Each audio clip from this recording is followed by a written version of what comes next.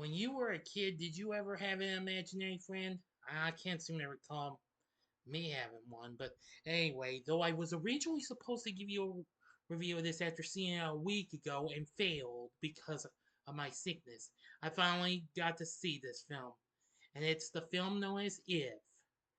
But is it any good and is worthy of stretching out your imagination and what have you? Or is this one just not unimaginative as it seems to be? Find out in this spoiler free review right now. Bad Days Entertainment Rankings and Reviews.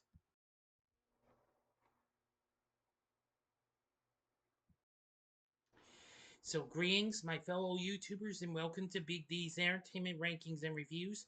My name is Doyle, better known to as the Big D, and this time around I bring to you a spoiler-free review of the recently released 2024 live-action animated coming-of-age fantasy drama flick If, released by Paramount, written, produced, and directed by John Krasinski, who also stars in this film, with a big ensemble cast that includes Cailey Fleming, Ryan Reynolds, Fiona Shaw, Alan Kim, and Liza Colon-Zayas, along with the voices of Phoebe Waller-Bridge, Steve Carell, and the late great Louis Gossett Jr., this being one of his final film roles, and I'm going to respectfully dedicate this film in his memory.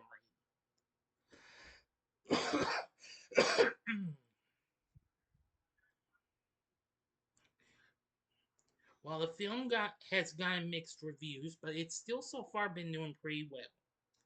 Anyway, it focuses on a 12-year-old girl named Bee who moves into her grandmother Margaret's apartment in New York while her father waits for heart surgery in the same hospital where her mother died of cancer years earlier. One night, Bee goes out to buy a charger for her mother's old camcorder and sees a strange creature following back to her grandmother's building. The next day, she sees the creature again, accompanied by a man. Bee follows them to a nearby house where the man Cal retrieves a large furry purple creature named Blue. She also meets the other creature, a butterfly-like being named Blossom, and faints. And she awakens in Cal's apartment where she learns that he has been working with imaginary friends nicknamed Ifs to place them with new children as their original children have grown up and forgotten them. Initially reluctant, Bee eventually decides to help Cal. So, the next day he takes her to Memory Lane Retirement Home, which is housed underneath the swinging Coney Island. That's where she meets an elderly teddy bear who is the head of the facility, Lewis. So, apparently, Lewis inspires Bee to use her imagination to redesign the facility, much to the chagrin of Cal. But anyway, that's all the story I'm going to give to you. And so if you want to know the rest of this film, you're going to have to go see the movie. Now then, what did I think of this film? Well, I am going to say it was pretty good and what have you. I had a lot of fun with it. I think it had a lot of good fun moments. It was mostly more good than what I had anticipated. I did have a bit of a negative though, but I'll get to that in a moment. Now, so far, the film unfortunately sits at 48% on Rotten Tomatoes, saying it's a sweet ode to rediscovering one's inner child. The film largely works as old-fashioned family entertainment despite an occasionally unfocused and unnecessarily complicated plot. Metacritic has it a score of 46, and CinemaScore has it at an average grade of an A.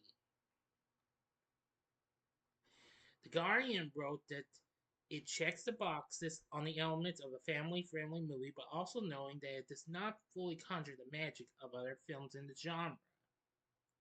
Well, that's understandable. RogerEbert.com called the film a well-intentioned misfire. Variety wrote that the movie was in desperate need of some coherent world building, while praising the performance of Cailey Fleming in the lead role. Yes, somehow this young lady got into the top billing instead of Ryan Reynolds. But that's not my negative. No, no, no, no. Also, several critics found this film sharing some similarities to Cartoon Network's 2000 hit Foster's Home for Imaginary Friends, which itself features an orphanage that takes care of imaginary friends after their kids outgrow. And, well, you know the story, okay? Anywho, I think the story's pretty good and what have you. I have to give this film credit for what it had to offer. It has a pretty good score by Michael Giacchino, who, of course, recently has been giving us the music for mostly Disney and Pixar films, but for lots of other films. Anyway, I gotta give him credit for what he had to give to the film. Now, at this point, I do like the cast and what have you. Ryan Reynolds is Cal. He's good, but this comes to my negative though.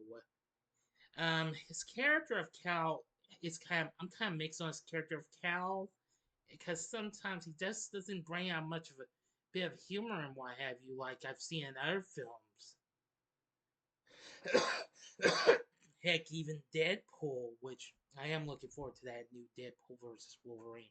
Not versus, I mean, Deadpool and Wolverine movie come up this July. Sorry. John Krasinski, who of course I've seen in A Quiet Place, he also directed that in its sequel, plays B's dad. He's very good. Fiona Shaw, you may remember, Aunt Petunia Dursley of the Harry Potter franchise, plays Margaret, B's grandmother. I must admit, she was good. Let's see. Alan Kim plays Benjamin, a boy recuperating in the hospital whom B befriends. And Liza Colon-Zayas plays the character of Janet. Pretty good character, yes. Um, that's a woman who works in the hospital. They're all pretty good, but I think the big surprise of If is young Cailey Fleming as B. I must admit, I think she was good in her performance in this. I mean, I knew then I never would have expected this another young lady to be so big. I mean, this is the first time I've actually seen a young girl do such a good performance. Just like I said about Abby Ryer Fortson in Are You There, God? It's Me, Margaret from last year. But that is just so incredible. Now, for our voice acting cast, we have Steve Carell voicing Blue. He's absolutely really good. Phoebe Waller-Bridge voices Blossom. She's very good. The late great Louis Gossett Jr. voices Louis. I'm going to say he did good. We also have a host of other voices at, well, performances by big names. It's Aquafina, Emily Blunt, George Clooney, Bradley Cooper, Matt Damon, Bill Hader, Richard Jenkins, Keegan Michael Key, Blake Lively, even John Krasinski himself. Let's see. Sam Rockwell, Maya Rudolph, Amy Schumer, Jon Stewart, Brad Pitt, and Christopher Maloney, even. I have to give this film credit for what, again, like I said, this film deserves credit for what it had to offer. I think it has an exceptionally good cast. Sorry again. Anywho, this just, wow, was so incredible. And I have to give it all sorts of, well, props and everything. I think the way the ifs look, that was exceptionally really incredible. So anyway, I think If is just so incredible. I would recommend you take your kids and see this film. You'll really like it. And I think it's just such an incredible film. So overall, I do like it. It's just that I was mixed on Ryan Reynolds' character though. So for my score, I'm gonna give If 4.5 stars. On a scale of 1 to 10, I give it a 9. So what did you think of If? Let me know in the comment section below. If you liked the video, click the like button, subscribe, and be a part of the Big D Nation, and we'll have another video coming up soon.